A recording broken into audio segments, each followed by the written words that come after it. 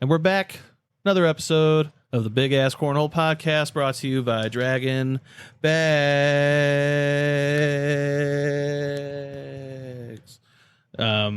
Great bags. Even better prices going on right now. Yep. So head over to Draggin Bags and get your stamps and pick them up. They're cheap. Get them while you can. All right. They're still good for a whole other season, folks. All right. So just go get them now. And they have sick-ass designs. We posted up a bunch on our page asking the question, like, what's your favorite design? We're biased because we always have the sweetest designs whenever people do collab with us, so we do love ours. But there's other ones out there as well. But you can support the show, like grab that set, or just go to DragginBags.com. It's Draggin Bags with a Z.com and drop code BIGASP12 at checkout. And Sean, I will help you with that code, BIGASP12. Well, it'll help save you money. So go get some bags over at Draggin Bags. Right now. Do it. Just do it. Welcome to the Big Ass Cornhole Show with Sean and Dane, the host talking cornhole life and random fun. Grab a beer, let's get it done.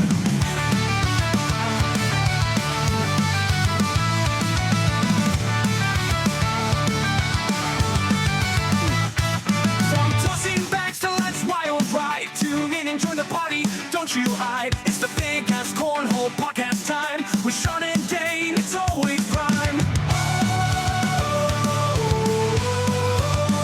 With Sean is done.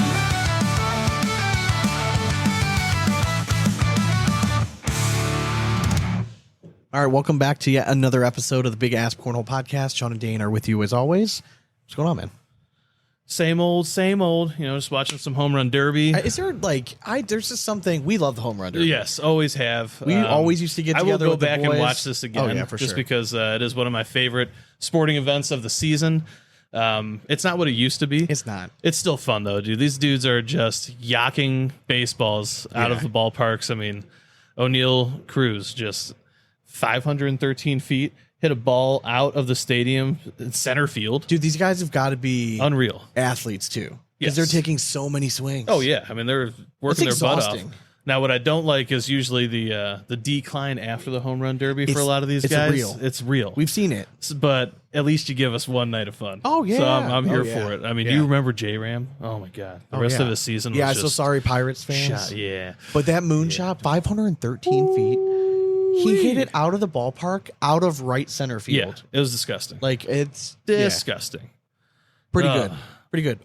Pretty good. So, busy episode this week. I mean, it's Worlds is coming around the corner. I know. So chock full. All right, so before we get into anything else, Dane, do what you do best every single week. Let the folks know what we're sipping on tonight in our segment called What You Drinking. What you drinking? All right. All right, man. I'm drinking Voodoo Ranger Danger Beach. Oh, right. Wow. It rhymes. It's sweet. It's an IPA, and it's delicious.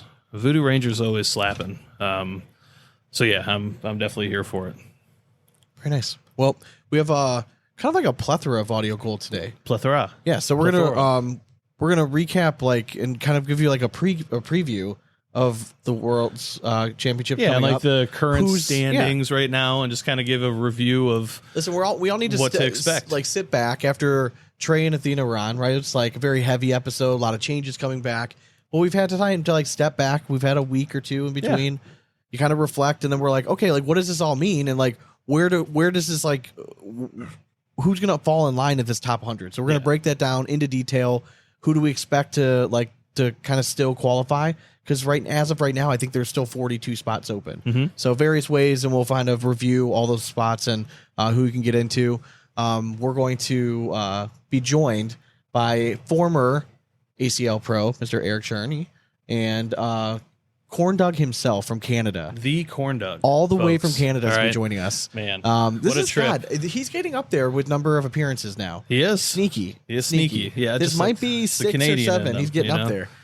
So, I mean, Tom Stranger doesn't talk to us anymore, so like sad. He hasn't. Maybe if he becomes, I don't know if he's holding on to that title anymore. Maybe he's once he becomes a relevant pro in the ACL, then we'll bring him on. Yep. But before we get into anything else, we're gonna let you know what's going on in our lives. The segment we call In and Around the Hole.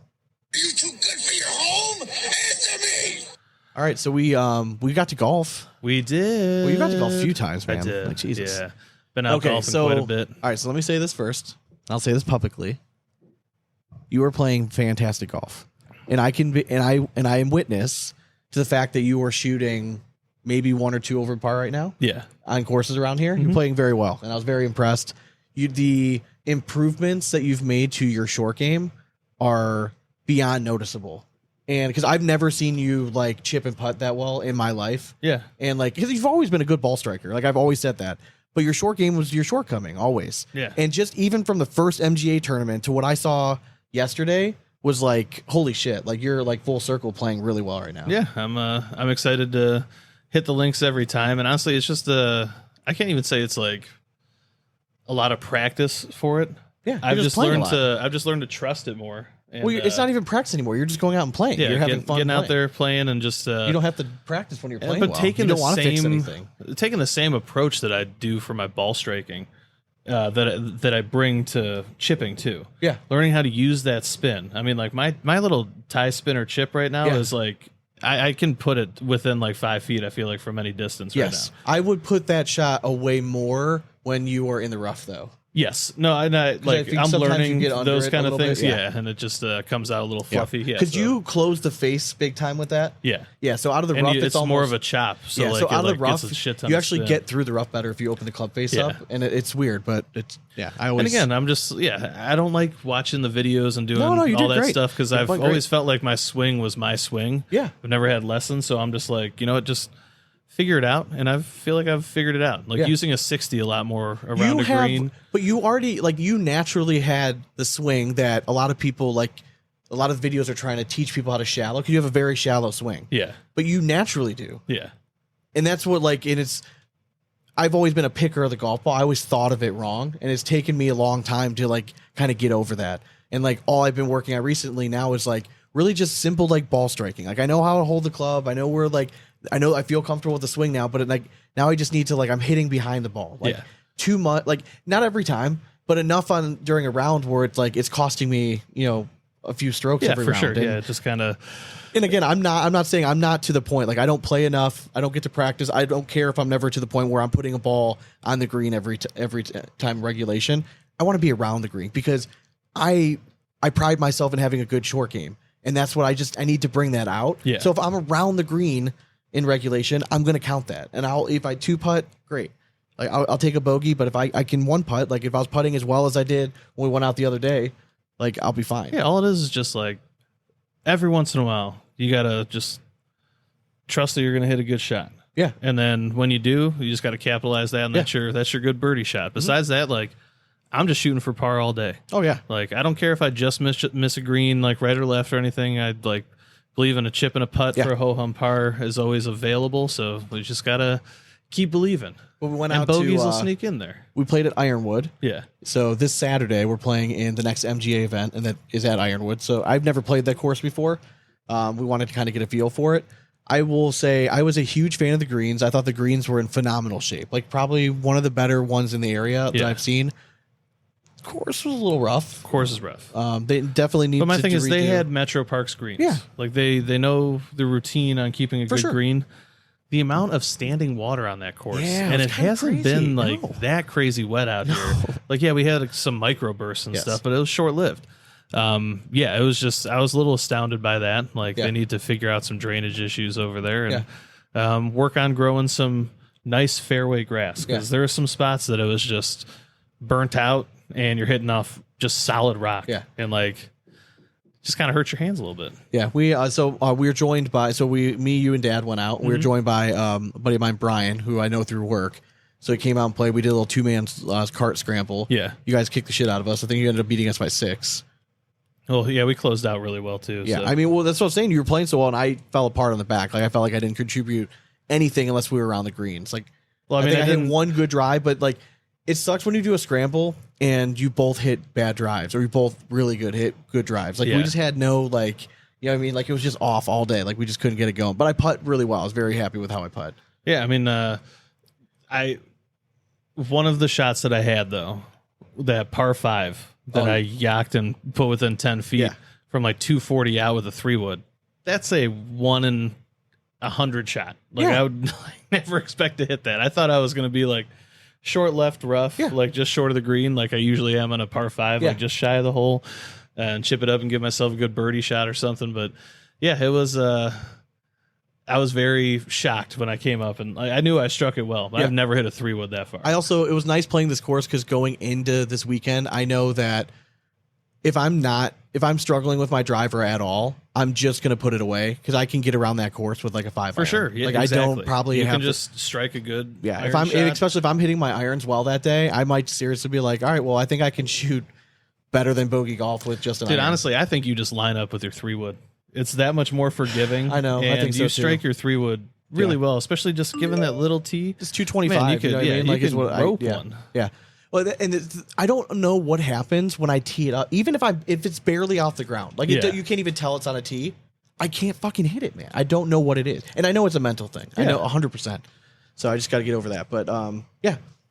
Well, I mean, I'm looking forward to it. So I haven't talked to Jared yet, but I need to message him because I was hoping he puts us like with separate people this time, just so we get to know and meet other people. Yeah, You know what I there's mean? not a huge crew signed up for this one. Isn't it like it's like 80 people, right? Wasn't it? It's only at like 60 right now. Oh, was it really? Yeah, yeah. Oh, okay. All right. Yeah, so he was asking everyone, like, please, like, sign up if you're planning on playing it and stuff. So we'll see how many people end up going into this one. But All right, might be a smaller field. Sweet. could be. Well, that just means quicker for us. But the thing is, like, if you play because it was a 2-man scramble, yes. Yeah. I would say you use 95% of your shots because Dad really didn't start playing well until like the last four holes. Yeah, I mean, he finally got his head out of his ass and just like I told him, like, If you play don't how be you angry that did- we're taking my shots. I'm like, I'm golfing really well right now. But Just if like you focus play on how your you did game. this weekend, like you're going to get disqualified from the tournament. And that's been my goal this whole time. Yeah. I want to shoot below an 80 in one of these things and just get the little trophy and set it right up here next to all the other Just fun start little lining them trophies. Yep. One after another. All right. It'll still be fun. Fair enough. All right. Well, yeah. So shit, we're gonna bring on. Is it Eric. time? Yeah, I think so, man. Yeah, might as well. We're gonna just do like I was kind of Mowing going in. back and forth. I'm like, there's no reason to like do dramatic readings separately and stuff. We'll bring them on. them in. Yeah. So just pause for just a second. We'll be right back, and when we return, we'll be back with our buddies. Sherney and Corny. Oh, I like that. Right? All right, be right back. All right, well, we're back. Eric, Corndoug, what's going on, guys? How you doing, man? Not too much. I'm just immersed in the cornhole world right now. Immersed in the cornhole world. Immersed. How are things up in Canada? We're going pretty good. We're getting ready. We've got our nationals come up next weekend, so we'll crown our new pros for next year. Okay. We're doing things a little differently than you guys are down south, so it's going to be a pretty action-packed weekend this weekend. So we got like two. how we got is it two different? gauntlets. So going in. So right now we've got 42 pros. Okay. Top 36 make the pro bracket. Okay. The other 6 players have to go into a qualifier with. So each of our opens, we've had a pro event, we've had a qualifier in case, because there's some pros that don't make it. So we've had a qualifier to see who goes in. So those other pros who are not in the top 36 have to go to pro qualifier to see if they can make it back into the pro bracket for this weekend. Other thing with that is we have 3 people who have qualified that were qualifiers all year that have made the pro bracket already. Who are you guys? How many pros are you going to have next season? I think I've heard in the neighborhood of around 48. Okay. So if you automatically make it into like the pro bracket, are you guaranteed a pro spot for next year? No, there's still kind of like some point stuff. Like I think it's a top. I got it written down. Top 16 in the pro standings make it.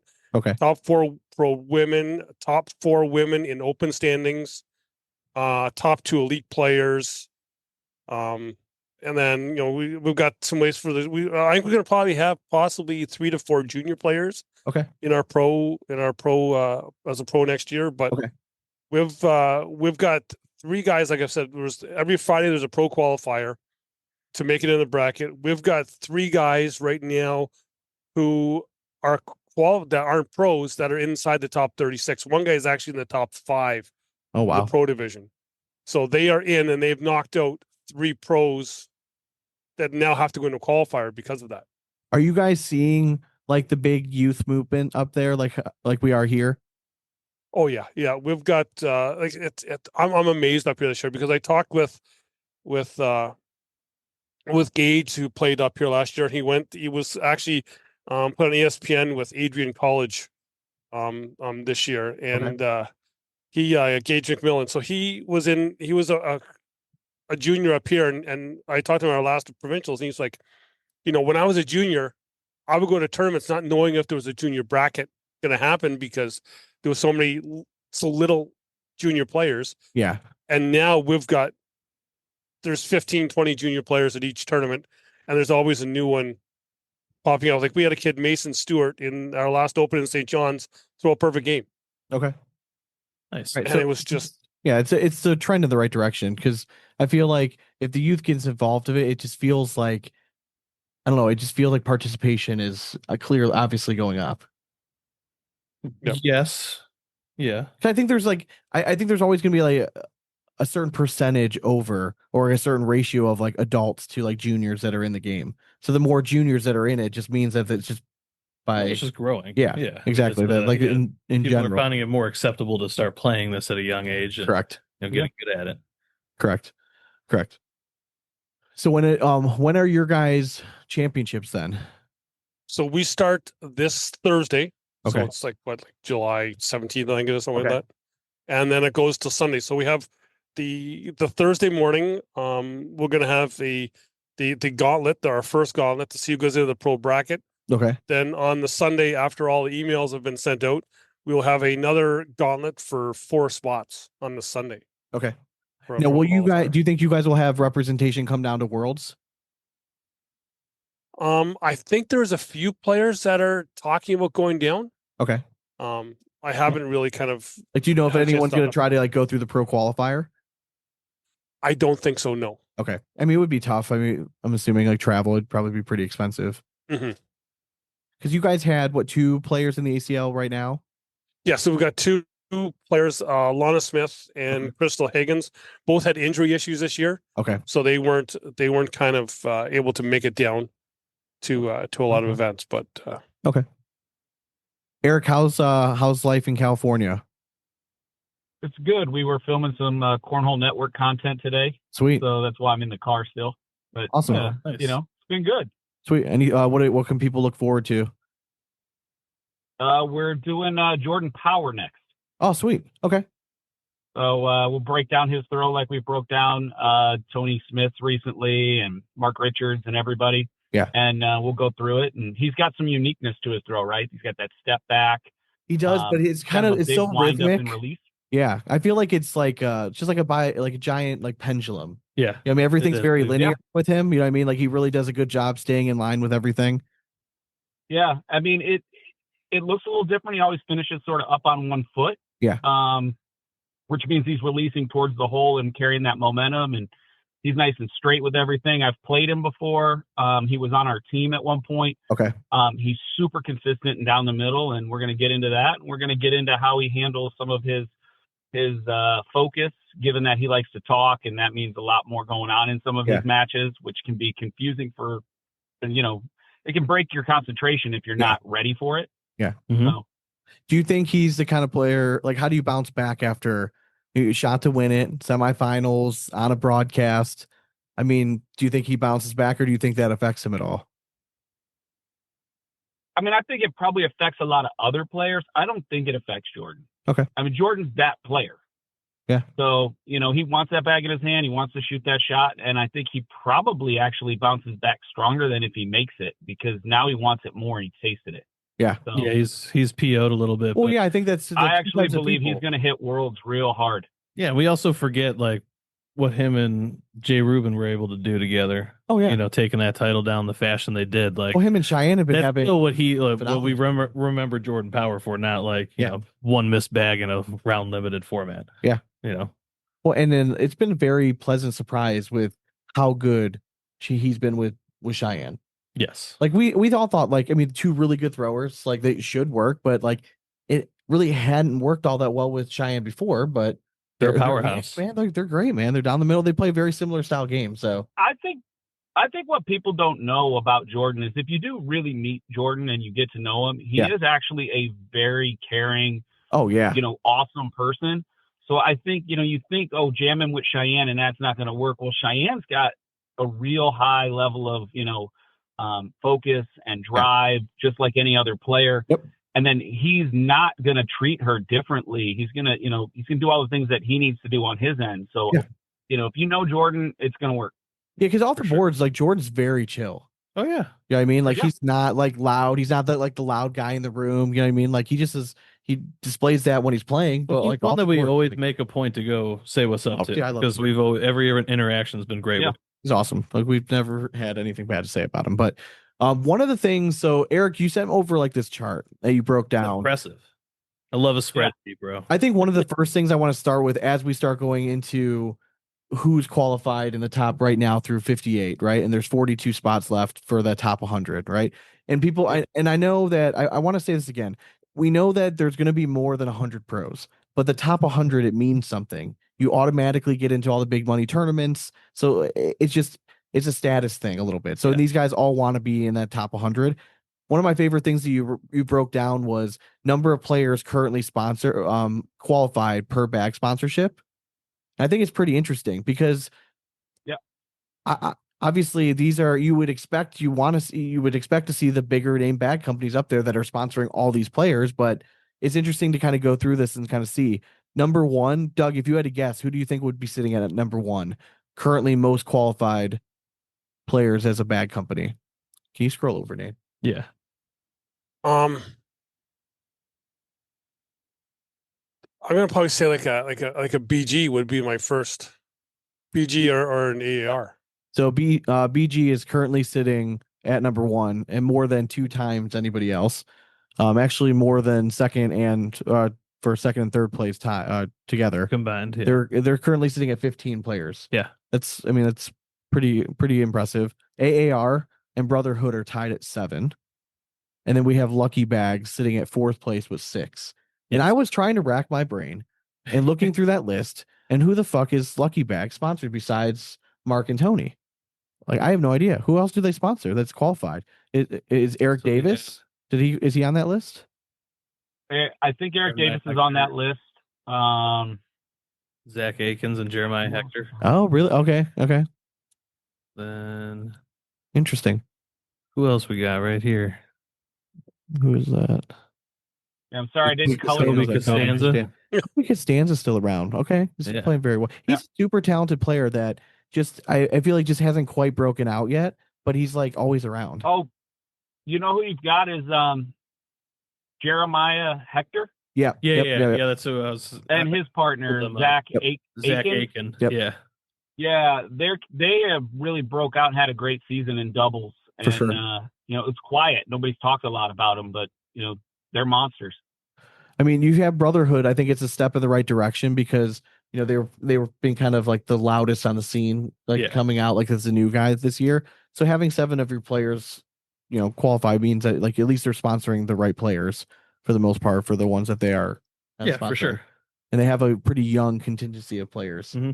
Now, Ultra, I know you guys took a significant step back in the number of players that were sponsored. So currently you guys are sitting at 3. So it's got to be what, Roybal, Ellis. Roybal in singles made the cut, and Ellis and Harbaugh. Jeremiah Ellis and Devin Harbaugh. Okay. In double. Okay. We had a real near miss. Kingsbury and Rawls, I think, were like 22, and they took the top 20. So we're gonna get to them in a little bit because I think I know that they're not in right now, but they should perform very well in these challenger brackets. I think these challenger brackets are going to be real fun to watch, right? They should be, sure. In singles, and then these players who are in, they're playing for their lives, right? They're playing. It's like a pro qualifier because they win not only a spot in the pro bracket, but they win their pro card for the following season too. Yeah, so let's break this down a little bit. So the players that when we're talking about these the challenger events, right? These are going to be for the people that are not currently already qualified. So there's 58 people that are omitted from this that do not have to play in this because they're. It's not 58 that are omitted though. When the challenger brackets happen, right, it'll be the top 20 doubles teams, everybody else. So you'll have to get in doubles if you didn't, right? So like Roybal, who's in as a pro next year, Yeah. he still has to play the doubles challenger with Hart. Okay. And then actually Roybal's a good example. Sebastian Schaefer Ford, Sam Finley, who I was told got in today. Those types of players who are in the top third or outside of the top 32 in singles, but where the cut line dropped down to, they would still have to play for their singles spot. So it's just the top 32 in singles will be seeded into the bracket. Gotcha. All the rest of the singles players will be dropped into the challenger brackets and play for their spots. Okay.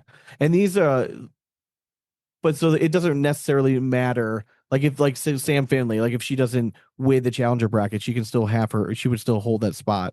So like those players that they got in that 32 section. So when you break down the qualifications and you take in the players who were in the top 20 doubles teams, that's 40 players. All the singles players who weren't in one of those teams, that up to 32. Yeah. And then you start allocating the positions for everything else, right? 8 challenger singles, 8 challenger doubles, so and so forth. You can actually figure out where that cut line is. And then they extended those offers already. Okay. So like a Trey Birchfield, right? He's sitting at 41, didn't qualify in doubles. He's going to be sitting, so he's got to go into the singles bracket still.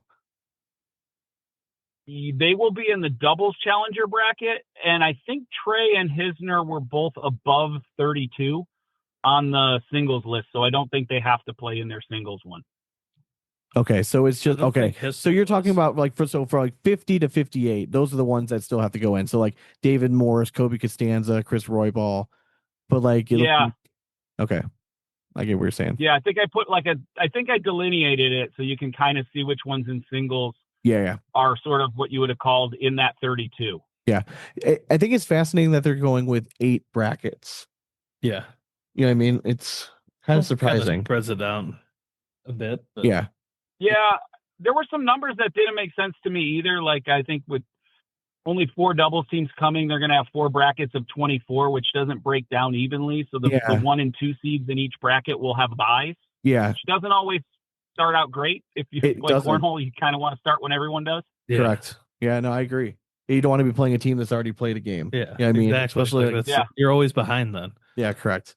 We used to see that in the kids who would come in, the players who would come in from the PDC, right? They'd come in hot to a bracket that they won this morning, and then they roll right into like the number 1 seed, and that was not always a good place to be. I know games take forever right now, and I'm fully aware of that, but I don't hate the best of 3 in the winners bracket.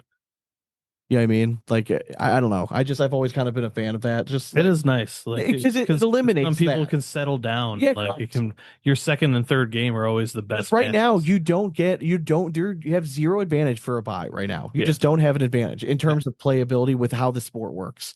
But if it's best of 3, all right, you can not throw away that first game, but like, all right, now it's all even. You know, you had a game under your belt, we have a game under our belt. All right, now we can start playing again. Mm-hmm. Like, I mean, how many times have you seen it happen in a double dip where you're down, say 15-2 or whatever, and you take a timeout, you go down to your partner, and you're like, hey, we're probably losing this one, but just take a time to settle down, run some bags, get focused, because they still got to get, 21 plus whatever 7, 21 plus 6, right? Yeah, they got beat you 27 points. That doesn't happen to me very often, but I can imagine what it would be they like. can get that on the next turn. Yeah, I imagine what I'll find a way. Like. Correct. All right, so let's go down this list of players who have currently qualified. One of the things I thought was interesting is that there's currently 5 junior players that are inside the list that are automatically going to qualify. You have Braden Wilson. You just scrolled over like as I'm like going on. Braden Wilson, memorized. Ryan Trader, Ian Cripps, Mason Trader, and Cash Chamness. Now, are they going to actually extend this to 5? Because I thought there was somewhere it was written that there was only going to be 4 juniors allowed. So without revealing my sources, but I can tell you I've spoke to people who made that decision. They decided to split some hairs and offer 5 spots, because how do you choose between the doubles team that Cash and Mason at the end? Do you go to single standings? Because if you go to single standings, Gabriel Clausen's above all of them. Yeah, but as soon as you introduce anything like that, it starts to get messy. So they decided to offer all 5. My understanding is they think that maybe one of them might not take it. So, you know, well, I mean, they had some probably of that might have factored in. probably had to be the case. It sounds like if Sam Finley got in. Yeah, like some people Possibly not gotten into like. Interesting. Yeah, I mean, like my question is like, why still have juniors in the pro circuit? Yeah. Like, I mean, if they ever want to be I'm taken the guy who's seriously for a on the long time gambling said side, I don't like it. So yeah, I mean, it's just like if they ever want to be taken serious on the gambling side, you have to get the juniors entirely out. I'm Just sorry, give them their they own have circuit. they have their own circuit Yeah. coming up next year. They can play like for that's where they get scholarships. to go. 100%. I think it's tough because we know that some of those juniors are definitely that darn good. Yeah, great. Yeah, they can when they cool turn for them. 18. But you know, I they think can, optically on TV, maybe it doesn't look so cool when an 8-year-old is really good at something. it has nothing to do with TV. I think that sometimes putting like Cash Chambliss on TV is going to stop people being like, "What the fuck is going holy on?" crap! Like, oh, a junior is doing this. Like, that's kind of cool, right? But how about just Cash Chambliss against a 17-year-old? It's still going to look just as freaky. It's it's killing the local game though. You know what I mean? Like, especially I just there's nothing more demoralizing going and just that's where it's beat killing. down by like a 12-year-old. Yeah, and I'm not saying like kids have to be like eliminated from every bracket and shit. It's just I'm like saying, but at the highest level, I think that it does. There needs to be some. There needs to be some kind of separation because there's just like the whole timing of everything. Like adults that are pros, we all know it's nearly impossible to be just a pro cornhole player. And that's the kind of dedication you have to put on the table in order to stay at the top of this craft. Yep. So like, there's a select few that have that luxury. The rest of them are grinding. And like, I don't know, like to me, it's a little hard to, I always root for the grinder nowadays because I'm just like, I get it. You have less time to put into this game. And that's just always how I've kind of seen it. I think they're getting there. Yeah, right. Because every year it's been like less juniors that are getting in. You know what I mean? Kind of. I just think eventually they're going to get to this point where they're like, listen, sorry guys. I mean, like we give it. It was a nice run, but Well, I think every time a junior wins, they get a stern phone call the next day from DraftKings, and they're just like, "What? You said it wasn't." Well, I also think that they, long term, I think they want to grow the high school and college ranks as well. Exactly. So I think it's going to drive people to participate in that kind of stuff, and obviously those players will be more ready when they hit the pro circuit because of those things. The ACL is depleting their talent pool RV. at the college and high school level by allowing these kids to go. Yeah, they're taking away their best players that could I mean, I be hate to say it, potential. we just had Colin Hoded on. Yeah. Kid's ACL pro, but like, you know, foregoes college to do the ACL thing. I would rather see the kid dominate the college level first. But that's just, you know, Papa Bear over here wanting the best for all of our sponsored players over at the Big Ass Cornhole Podcast. I think so. Even more interesting than juniors, right, is the fact that there's only one female currently right now inside the top 100. Are there two? Oh, I'm sorry, two now. Yeah. Since we learned about Sam. Yeah. Okay. There's Cheyenne Bubenheim is still like clear. We had this. We talked about this last week. Yeah. Is there somebody getting a little bit closer? Clearly not. Like when we talk about like actual like competing at the pro level, she's still like creme de la creme. But it's weird, like inside of the women's bracket itself, though, it's just a different beast for her. Yeah. Like it is. Well, I would say this, right? I would say this about Cheyenne. She's clearly the class of that division. Yeah. But what you're seeing now is that the other players in that division are all capable of having a day now. Yeah. She's not that much better where she can withstand those days the way that she used to, right? Yeah. Particularly from players who can vary their style against her. Correct. And force her to shoot and some of those types of things. 100%. I was telling Sean earlier, like it's like the Mac Guy effect.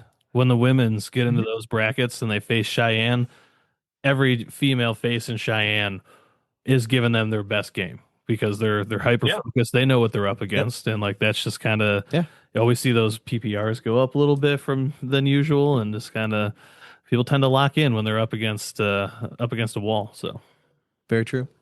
It's very true. I thought it was there was no senior players on the list. Like Damon Dennis is just outside. Bodlin's nowhere near. Gary Bearpaw is he? Gary Bearpaw is just out. No, I don't. Is he a senior yet? Gary was one of the just outside, right? He's one of the 5 or so that are missed. Yeah, he's really close. Yeah. Would be one I'd be so interested to see. Was his ACL experience positive enough for him to stick if he did get invited, Yeah, or again, he's going to be a handful in these fucking challenger brackets, like in for singles. sure. People do not Yeah. want to see him coming. Gary Bearpaw red hot. I mean, forget about it. Will he come? Yeah, I mean, the guy doesn't miss, so. Do you think he comes back? I Yeah, don't know. that's your question. I mean, he was a ACO sweetheart forever. I think it just depends on money. And To be honest with you, a guy like that, I the think money's it's really- there. Like, you might just take it and stick around, but never know.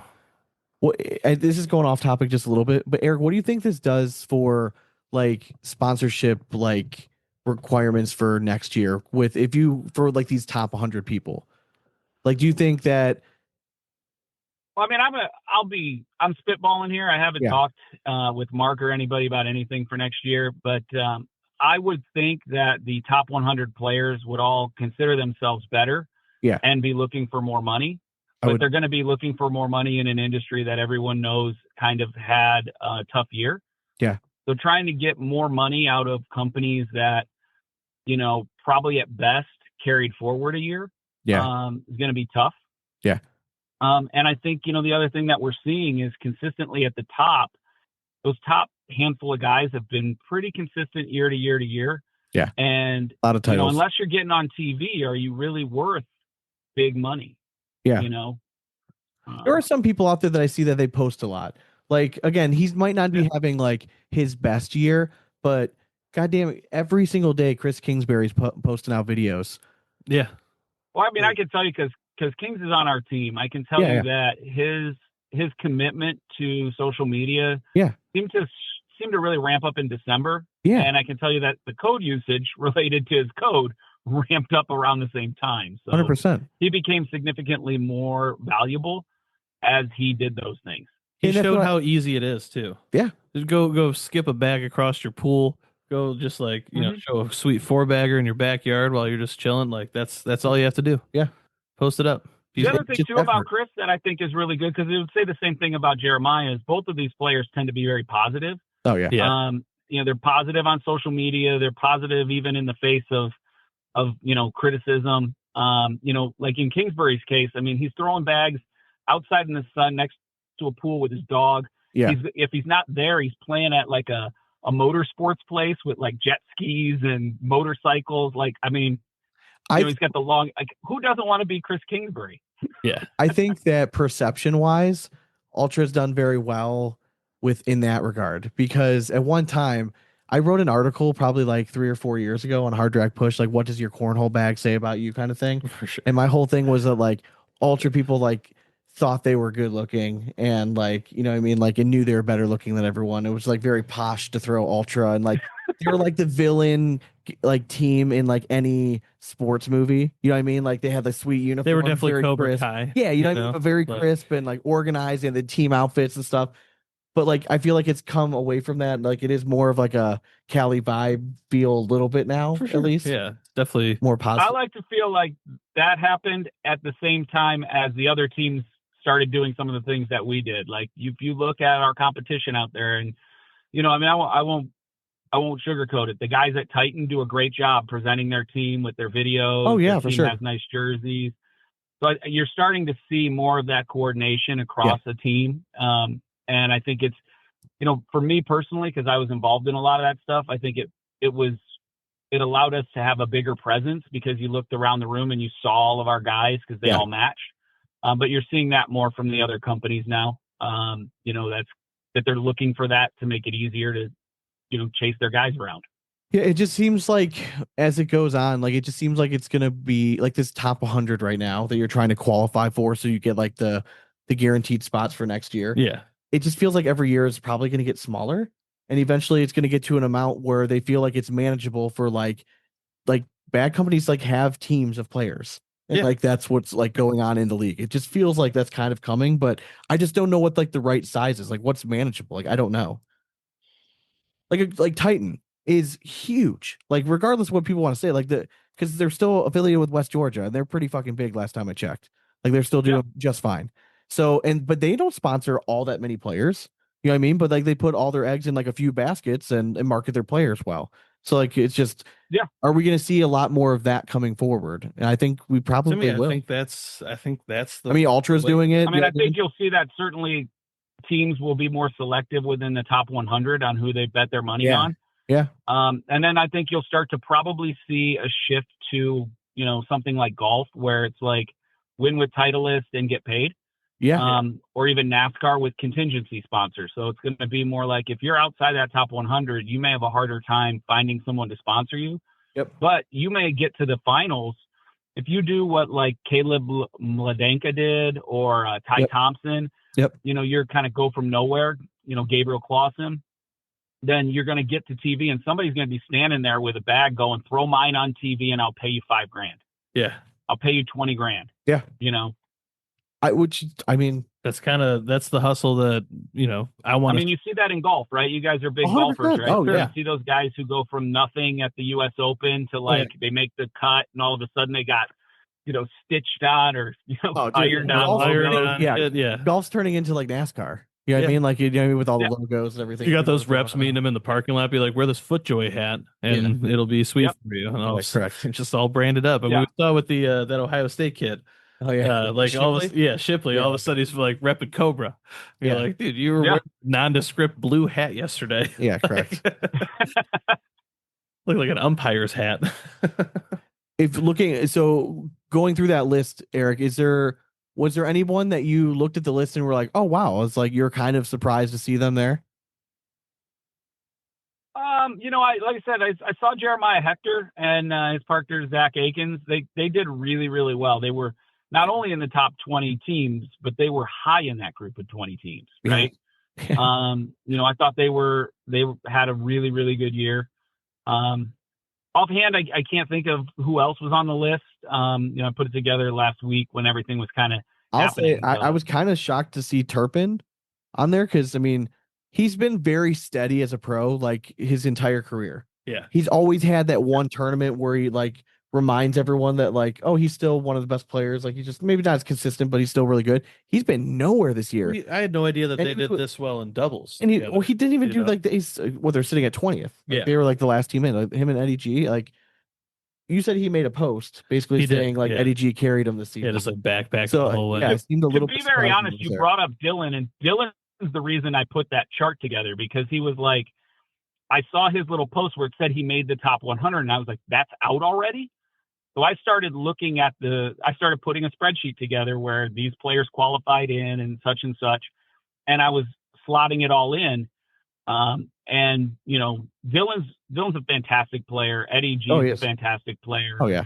They had a bag switch. They weren't throwing BG. They weren't throwing either of the players' bags from the year before. Yeah. So that may have factored into it. It's a new team, so that may have factored into it. And, the other thing that you'll notice is it got harder, man. Like the number of players throwing 10 plus in a tournament is insane now. You can't just go out there and average a 10-2-5 and expect to be in the last couple guys. No. I mean, Turpin was always like top 5 PPR guy the last 2 seasons, though. I mean, he was high PPR. Mm-hmm. I think he just had an off year, he mentioned, like some personal things going on and shit, so it affected him, but it happens. Hey, still snuck in there. And like, that schedule was crazy, right? You were talking about the schedule, especially May, where they had a tournament essentially every 2 weeks. Yeah. 3 tournaments in May, right back to back to back. That was a lot to ask of players. And if you weren't in stride during that time period, you could put yourself in a real hole. You really, had to be hot going through that section of the bracket or the season. And how about the cockroach? Who am I going to talk about? I mean, I hope you're not referring to him as a cockroach. Who? Morris? Yeah. Just will not go away. That guy will not. He's an OG, and not many people know that he's been around the game for a long time, and just is always qualifying, just like always in the mix. David Morris, you're not a cockroach. All right, that's just Sean being rude. I'm just saying, man. But yeah, he just. The thing to give Dave some credit is that he continues to get better every single year. And he has a different partner every year, a different for. bag company. Yeah, I mean, just get it done, man. He really does. And one of the most unique throws in court. We always see him around like the holidays, like at holiday regional time. Oh, yeah. Because he's around, like his family's originally from like Rocky River around here. So yeah, he's always back home. So He's a good dude. But yeah, I was kind of surprised. Pull up the list just outside of who are some names that we expect to do well, like in these challenger brackets. We already kind of mentioned the name. I fully expect Roy Ball to do very well. I believe Alan Rawls. Like, it's something was going on with the Rawls family. Well, Like, I mean, on my team with Ultra, yeah, in singles, Jeremiah Ellis is in one of those brackets. yeah, man. What's we gotta figure that stuff out. So Jeremiah's in one of those brackets. Ryan Hart, Kingsbury. These are guys who were pushing world championship, top 5 singles brackets last year. Yeah. These are guys that, obviously with Roybal, that should all be factoring into winning one of those brackets. But so if you win the challenger bracket, then you are then put into like the world championships. yeah, the world that's championship working. is supposed to be more like a playoff now. Okay. So the That's what I thought. season That's what it matters should be, though. more. I think it should. Yeah, I think they did a good job. Somebody who's like quietly not even on that list at this point is Richard Nyberg. Like the last Yeah, two, man. Yeah. Well, he was an elite player. and he smoked me at a regional in June like twice. Just Didn't he just win the casually California throwing an state 11 plus. championships? Hmm? Didn't he just win the California state championship? Yeah, he won California singles and then came in second, I think, in doubles. Wow. Okay. And he's Like he's an on elite this he's year? on one. He's throwing real well. Okay. And then like you have elite players that will have qualified into those challenger brackets. Okay, and I'm assuming he's So- definitely qualified. You've got some of these guys who, Tony Forbes qualified in and think in singles, but you've got some of these guys who are just monsters that will be in those challenger brackets that might have only played 1 or 2 signatures. Yeah, I'm just looking at some of these names. Like, you have like, I'm just trying to think because again, when you get down here, like some of these guys, like a Ryan Smith, phenomenal doubles guy, but hasn't really been known for singles all that much. But he could get hot. Cody Henderson can talk. Yeah, but they've got it. Like in Ryan's case, him and Wiedenfeld have to play a qualifier. They've played one in doubles too. Yeah. So, are they an instant favorite for a doubles bracket, especially with the I would top imagine 20 so. teams out? I would imagine Right? so. Yes. Alan Rawls, again, like he's won a championship in singles before. You know what I mean? Like you gotta like his chances. I Yeah. mean, he could definitely just smooth right through. The old Jeff Reynolds Sitting at 100. 100, just dotted right there. Gotta love it. Is he the only Reynolds sponsored pro right now? Well, no, you have Love? is Chucky? No, I don't. I'm guessing his partner. No, he's got Lucas Oh, Householder. Lucas, Yeah. yeah, Housey, yeah. That's right. That's right. Yeah, there's some names. Let's see who else. Cedro Herrera. I mean, Logan Dupler.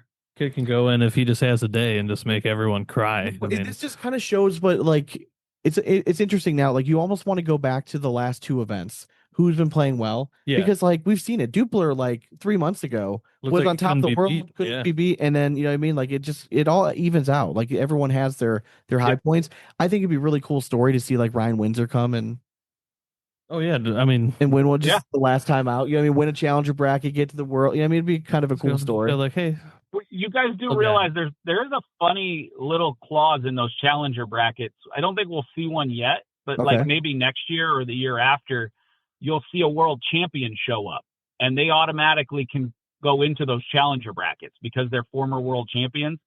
They're allowed in. So imagine seeing Baldwin and Kamba show up 2 years from now and play that bracket. Holy, that would be shit. amazing. Because it Right. would have to, if it's a doubles team, like it would have to be the same 2 individuals to go in. It has to be the same two. Yeah. Dude, that would be fucking sweet. It would be sweet. Yeah. Okay, so I'm trying to think. I mean, it's supposed to be like a little bit like the Masters, like, imagine Jamie Graham. That's how it should. It's a 40 major. coming Like that's in what the playing. world championship should be. It shouldn't be like this. Everyone gets in and like good luck. Like Yeah. no, you should have to fucking qualify. Or how was the season about? Yeah. All right. So who have been former doubles teams world champions? That was a good one. Yeah, that was definitely a good one. I'm not even, well, I mean, we had Ruben and Power, Ruben and Power, but I'm trying to think. Is there anyone that's like not involved? Trey and Hisner. Did Poitras and Corley win it, or did they just make the broadcast? I think I don't think they won it. Okay. I think who else? What about Oh God. What if Trey Birchfield partnered up with our boy Brandon? yeah, Brandon Corwin? Brandon Corwin, that'd be fun. Yeah, and then you have like Caleb Batson and Eddie didn't G. Caleb and Eddie win it? Oh yeah, Yeah. they won like everything. Now imagine this year that won't happen, but imagine what might happen 2 years from now, right? Imagine 20 years from now. Exactly. Richards and Tony Yeah. Smith decide they got kids and they're like, oh, we'll show you what's up. And they decide to show up Yeah. at the world and just run some stuff. Like they tell their wives, hey, I we're mean, that would be- going to go on a boys trip and we're going to go win 40 grand Yeah. real quick. Was Greg Geary? Yeah.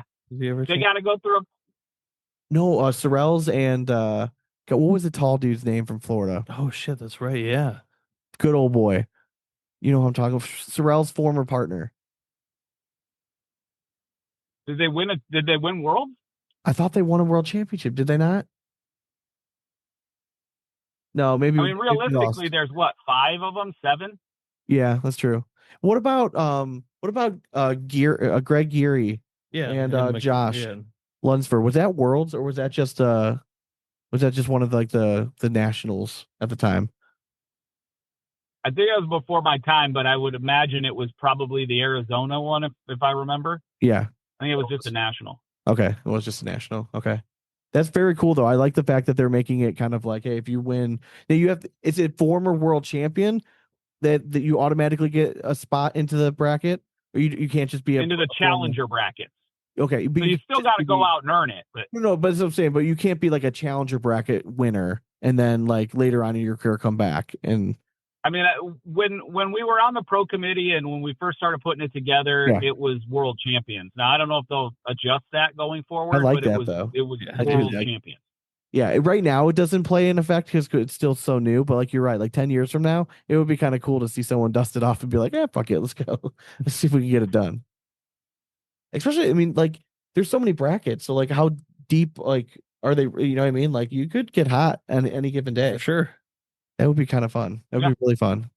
Okay, all right, all right. So Dane had kind of a random concept for a draft. I did. Dane, what's this draft idea? So draft idea is just we're gonna draft like the best thing to be the best at. So if you have the opportunity to become just snap the best at something in the world, what would you want to be?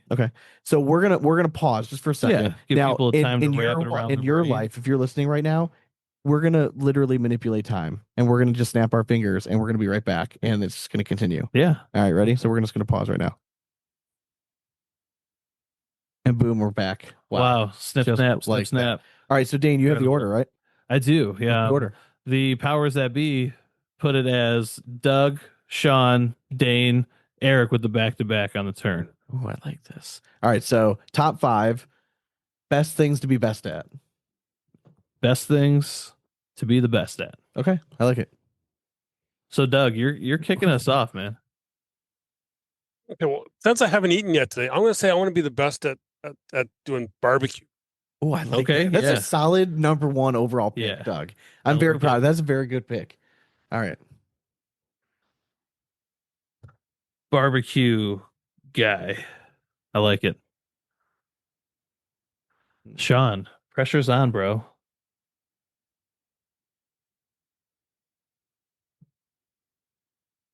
Man.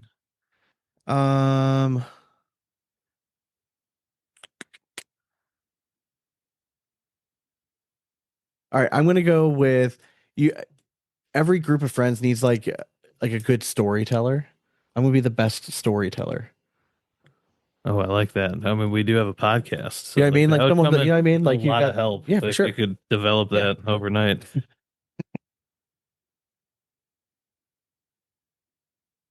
All right, Dane.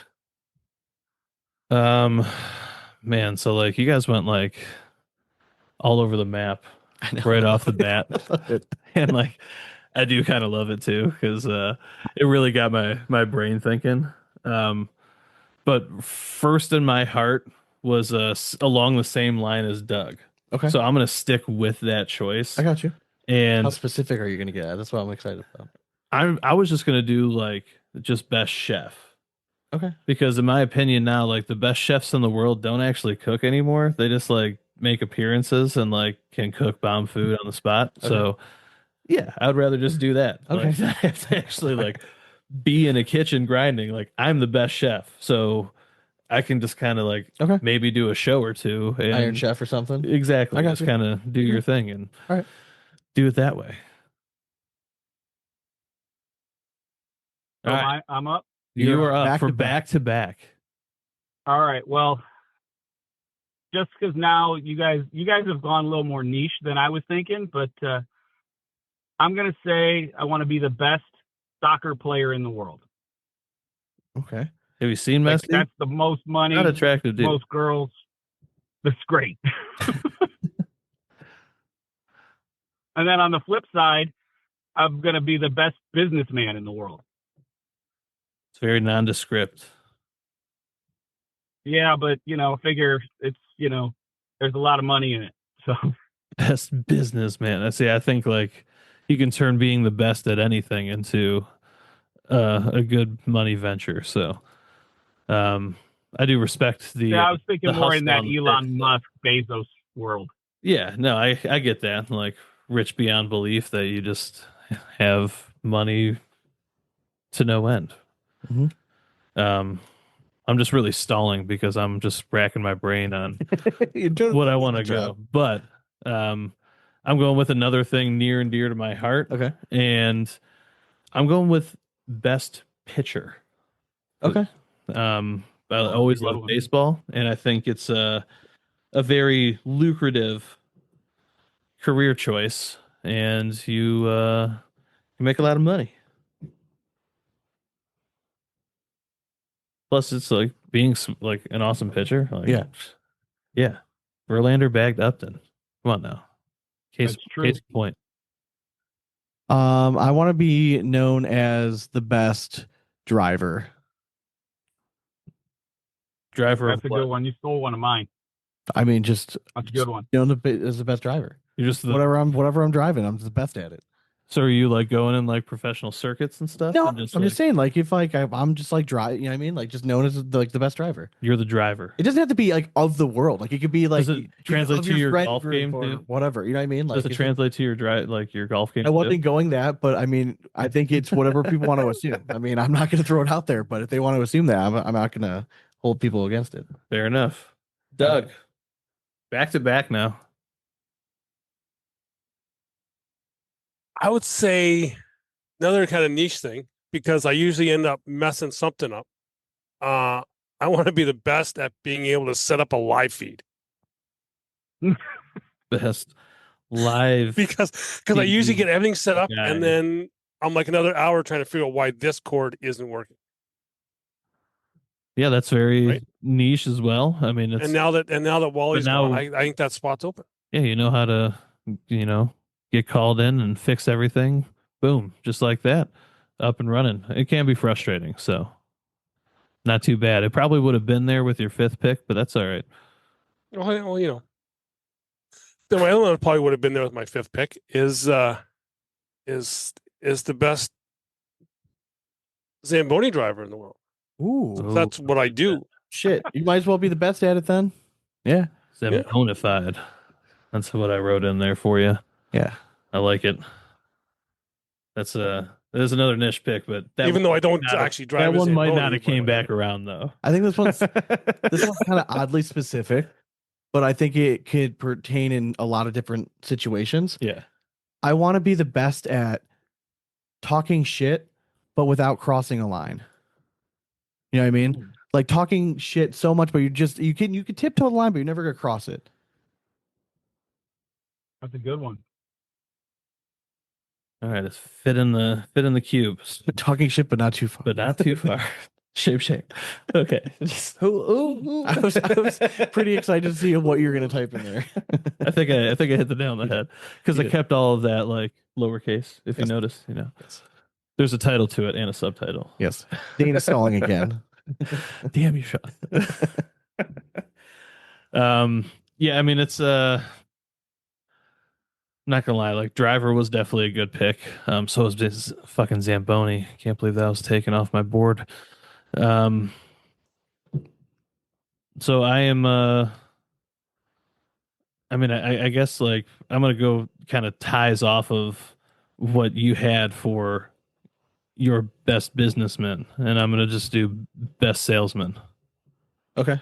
because I feel like if you can sell anything, you can just make it in life by any means necessary. Yeah. So just sell away. Best salesman. For sure. You can sell me a pen? You're holding one right now. Guess where that's from? The Event Source, Sean. Head over to eventsource.com for your party needs today. That's marketing, but Right? It's okay. But hey, you're just holding my pen. Eric's goes got me. back to back again.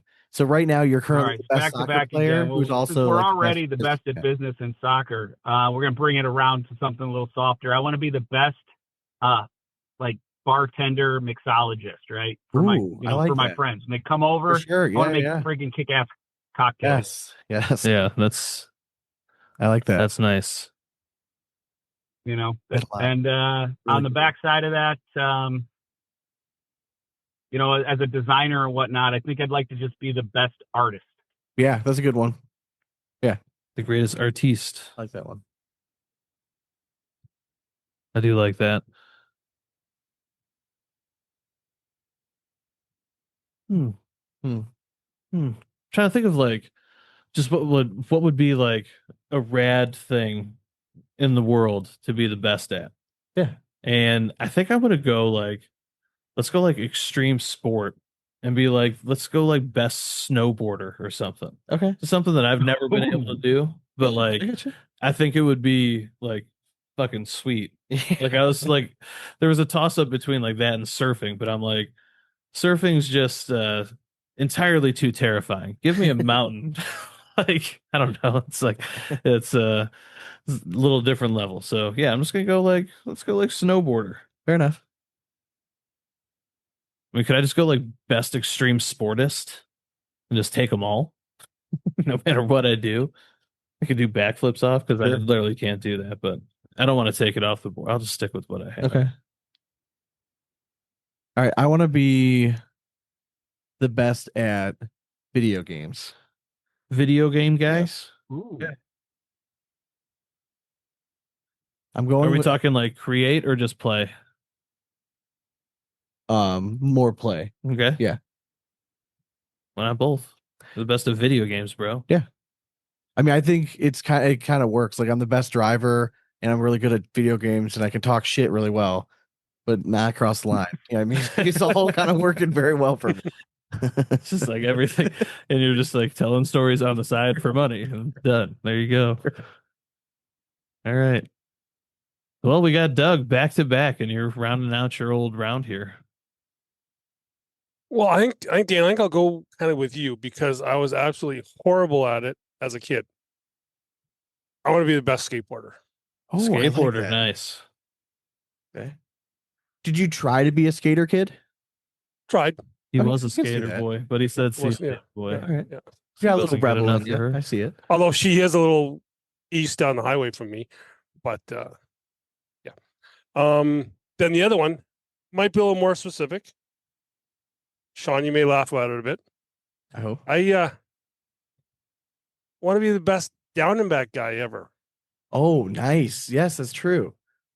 That's true. You are the first. Shameless plug. So okay, OG. I'm confused, and like we need to get confirmed. So is it CBO podcast or is it Down and Back podcast? I'm very confused because like they have been like kind of marketing both things, but there's already a Down and Back podcast. It's like there can't be two. So let's just there can be only one. yeah. I just feel like it's just weird. Anyways, but yeah, because they use like the pictures of like Down and Back, but they always call themselves. I think is it CBO? Is that correct? I think so. Yeah. Is that what it is, Doug? Do you know? I got no idea. I can't remember. He doesn't. Anyways, He doesn't literally even bother him. I was stalling. I know. All right. I want to be the best at fantasy sports. So fantasy football, if I'm playing fantasy football, best at it. But if it's fantasy baseball, I'm best at it. Yeah. I mean, we were very linear on our last round because I was going to go best gambler. Okay. Yeah. That's, You know, Okay. I just think it'd be fun to be necessarily all inclusive sports and table games. Let's go Yeah. just like gambler because I think it would be a fast and loose, fun For sure. lifestyle. for sure. All right, Eric. So on the end, I'm going to be the best like mechanic guy, works on cars, fixes anything. That's a good one. It sure is. I think he's kind of almost that anyway. Yeah. Weren't you on like car TV shows and you're in like the Hall of Fame for? Yeah, I Diecast get car other stuff? people to help me work on stuff, Doug. Like, I'm not that good at it. That's why I won't be good at it. All right, what are some honorable mentions? I mean, a couple popped into. Can I say it right away? Yeah, like go. I should have said like dad, but like, yeah, I mean, I feel kind of like a dick. You now. already are, Or man. husband. I mean, none of us said husband, assholes, right? So it's not just on me, and none of you guys had dad either. So. You guys have young kids. My youngest is almost 18. So. Yeah, they can fend for themselves. I was gonna say, yeah, mine's like 15. So yeah. All right. Maybe I wanted a do-over. I don't. Yeah, this is all fantasy world. Don't ruin our fantasies, God damn it! The first thing if we were the greatest at this, we would not be living our current lives. Okay. As soon as I said fantasy sports, I'm like, you should have said dad. Like, you didn't even say it. Or I'm still happy I said gambler. yeah, yeah. Or just human. You know what I mean? Like, how about that? Yeah, I want to be the best nice guy. Correct. All right, so let's recap these lists.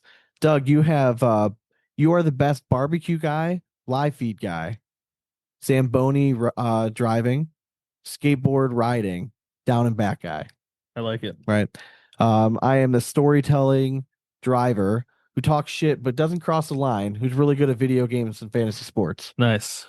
Dane, you are a chef who throws a mean fastball. Nice. Who can sell a snowboarder and is just the best gambler of his group.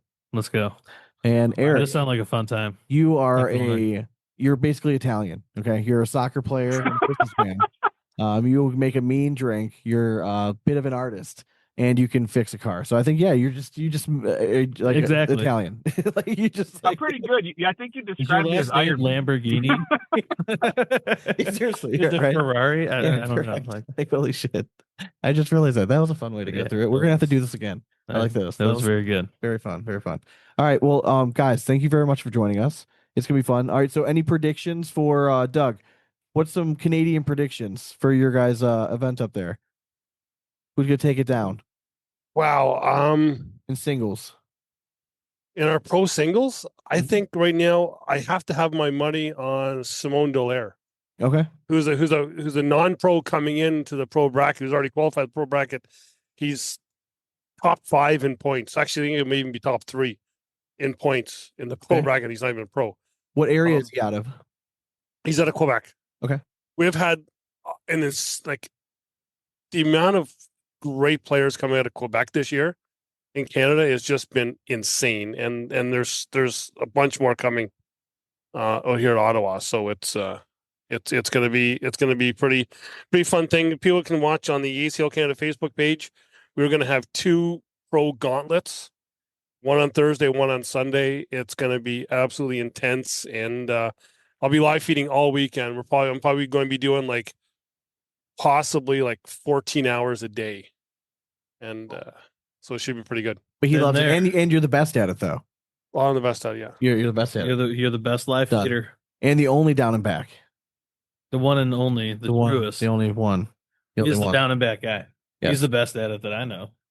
Eric, predictions for Worlds. Well, I'm gonna go out on a limb here and hope Devin Harbaugh overcomes and wins the biggest tournament for his first huge win. Yeah. Rooting for Devin. Obviously Jamie, Matt, Mark, and Tony. If you picked any of them, yeah. That's the chalk. They're awesome. On the double side, I think, obviously I'm going to root for Jeremiah and Devin. Yeah, we get it. Homer, blah, blah. We get it. We get it. Enough of the glazing. Who do you want to? Yeah. Do we believe that they're going to win it? So, honestly, I'd like to see California win something. So I will be rooting, for guys that don't throw my bags. I'll be rooting for Tony. I'll be rooting for Spencer. I'll be rooting for Nyberg. And I'll be rooting for Emax. Emax is my dog. He's such a cool kid. It's super awesome to see him go from, not being able to beat me to me not being able to carry his bags. Okay, well, fair enough. Fair enough. Dane, singles predictions. Singles prediction for me. Someone that maybe I'm just gonna go like off the wall, not like the standard ones. Mhm. But something Yeah, that no, might I like that. surprise some I get- people. Listen, we all think Mark and Jamie are Yeah. great. Tony's fucking phenomenal. It's boring. We get Yeah. it. They're a given. I'm already putting $50 on them. All right, Mhm. we have that's done. Who else are we putting? I think this guy's a gamer, and sometimes he just like shows up, and everyone's a little scared. But give me Trzynski. I think it's a good pick. My thing is like, is he playing well enough in singles right now? He at one time this season, yes. Yeah, but I think he could also just snap into it. Yeah. And let it rip. I mean, he's just Yeah. it's kind of always been that little up and down, like here and there. So Yeah. I think maybe he just comes in on the upslope. Maybe they have a really nice, day in doubles, and it just sparks something. You never know. I think Logan Chamberlain's very scary. Yes, I think he's especially playing- coming off the Vic. Like, I think Logan's awesome. I think it would be poetic almost in a way, because I think year is probably like last year was difficult voting rookie of the year, right? yeah, In some sense, but it was more of a like, do you consider like Jeremiah rookie? And that's it'd be yes, you do. But this year, like it's kind of up in the air. But Austin Waskow, I don't know why. It just seems kind of fitting that he doesn't win a signature event all year. Does fucking phenomenal though, right? Does really, really well in Yeah. the singles all season. If he would just win rookie of the year and then win his first world title.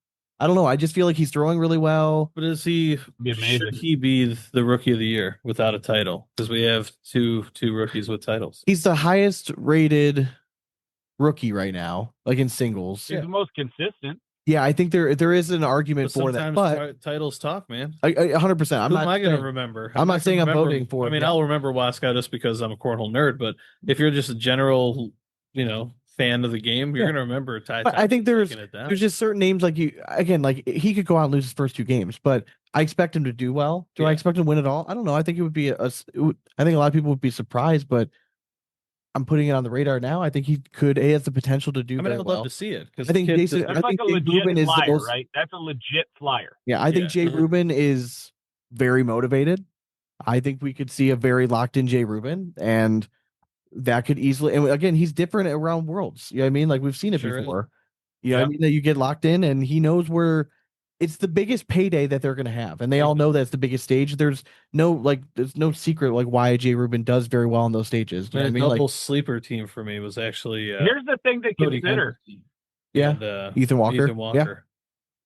Here's the thing to consider though when you're taking these flyer guys versus the guys who've done it before. Mhm. They're playing all of these events like midweek, right? Yep. And then the championships on like Saturday and Sunday.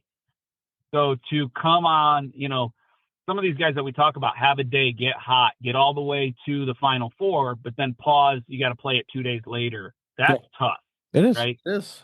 And I think that's one of the reasons we see some of the same guys being able to accomplish it over and over again. Oh, is yeah. They get used to that. They understand that. And, they start the tournament as hot as they end the tournament. 100%. But if they can still get to the final 4, like, you know what I mean? That's still a really good showing. You know what I mean? Like, no one's going to be like, Yep. Yeah. I mean, like you still make it to that point. Like you had a really nice weekend, you won your bracket, or however they're doing it. So, no, I'm excited. I think it's gonna be fun. It's gonna be fun.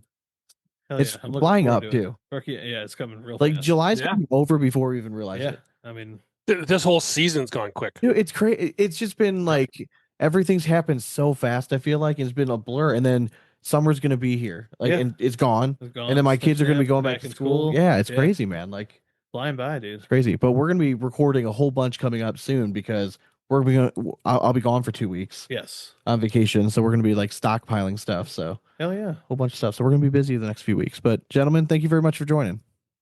Thank you. Thanks, guys. Hope you guys enjoyed the episode. If you guys are looking to support the show, you can go to patreon.com/bigasscornhole. And for the price of beer a month, you can help us do what we're doing. We get bonus content. You get the video versions of all the episode, do bag giveaways periodically. It's a great time. Hell yeah. And we do happy hour calls, which are our favorite. And thanks again to Draggin Bags. Draggin All Bags the for the best. Drop code Big S12 at checkout over at dragonbags.com. Sure, for sure. All right. Well, as always, we hope you throw it straight. That's nothing but 4 baggers from here on out. Cornhole it. Later.